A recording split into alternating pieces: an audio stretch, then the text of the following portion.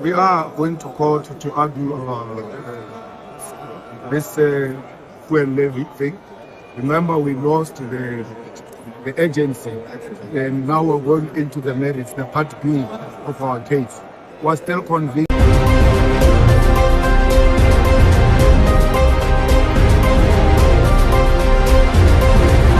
Africa Connect News.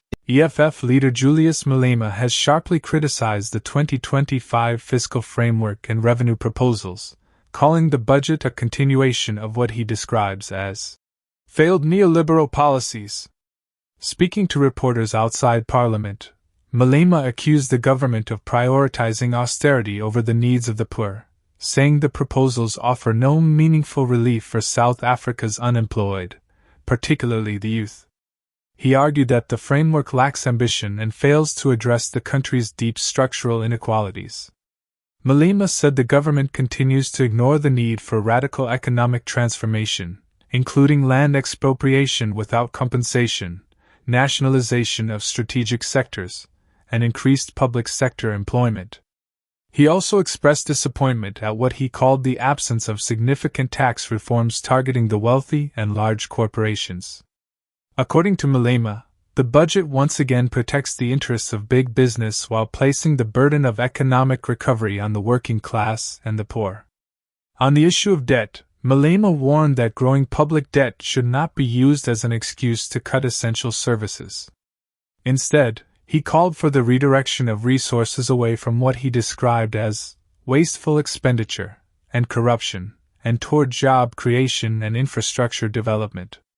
Concluding his remarks, Malema said South Africa needs what he termed a people's budget, one that prioritizes the basic needs of the population over the interests of capital. He dismissed the 2025 fiscal plan as a missed opportunity to deliver genuine economic justice.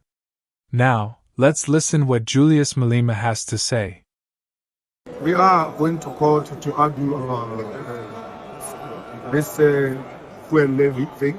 Remember, we lost the agency, and now we're going into the merits, the part B of our case. We're still convinced the law was not followed to the letter, and as a result, we're going to emerge victorious in that court. And if we don't emerge in the Western Cape because of the attitude of the bench in the Western Cape, we'll appeal this matter until the Constitutional Court, because we cannot allow the executive to impose itself on the legislature. The main the fiscal framework is the one that makes things difficult. We can't reject VAT and successfully reject VAT and come back through a back door and say you're increasing the fuel levy.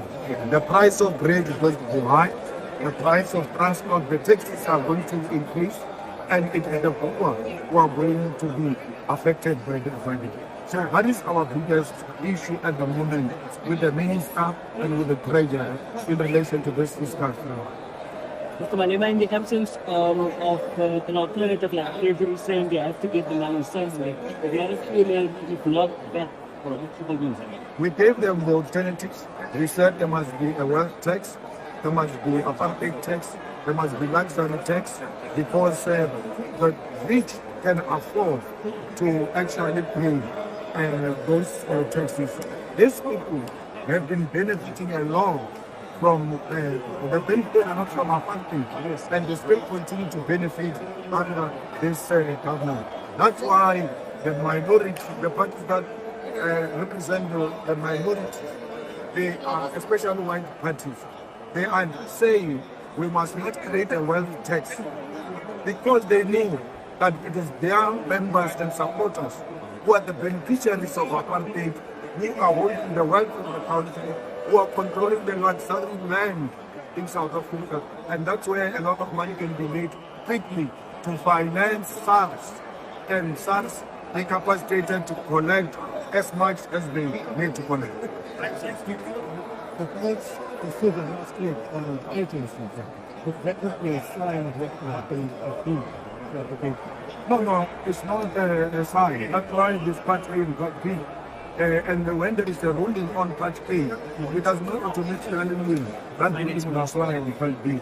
We've lost articles before, especially on the issue of the agency. The agency is a difficult subject in the court, and we've lost the agencies before, but we've won the merits of many cases that we've been made victorious as the clear friend, and we'll continue even on this one. You must go and listen to the speech of the DA person who's the young man who's doing the finance, the doctor.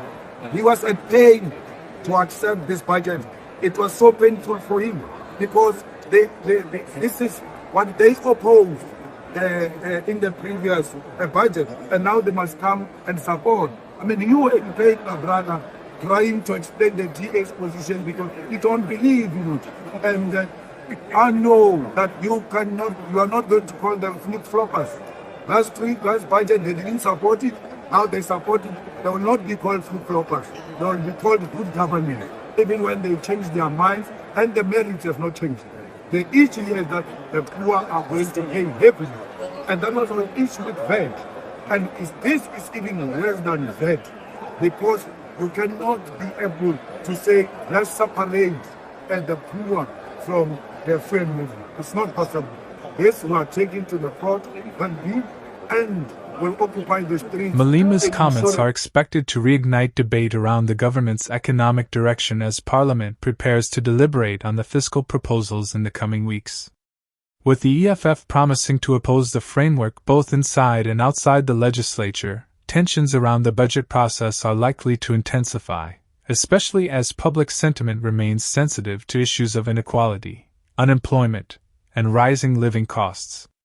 Analysts say the upcoming parliamentary discussions will be closely watched, not only for the economic policies being tabled but also for the political dynamics they could expose within and between parties.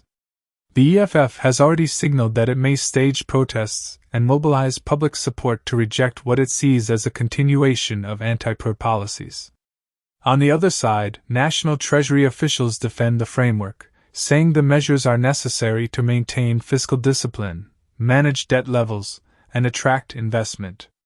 They argue that long-term growth depends on restoring confidence in the country's public finances and improving the efficiency of government spending.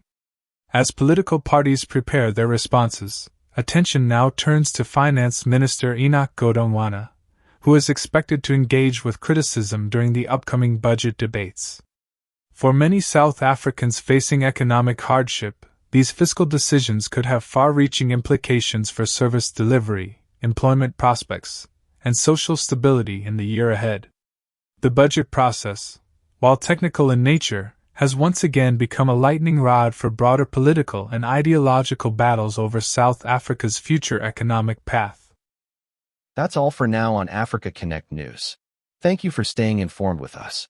For more updates, context-rich insights, and authentic African perspectives, don't forget to like, follow, and subscribe. Until next time, stay connected, stay informed, and above all, stay proudly African. This is Africa Connect News.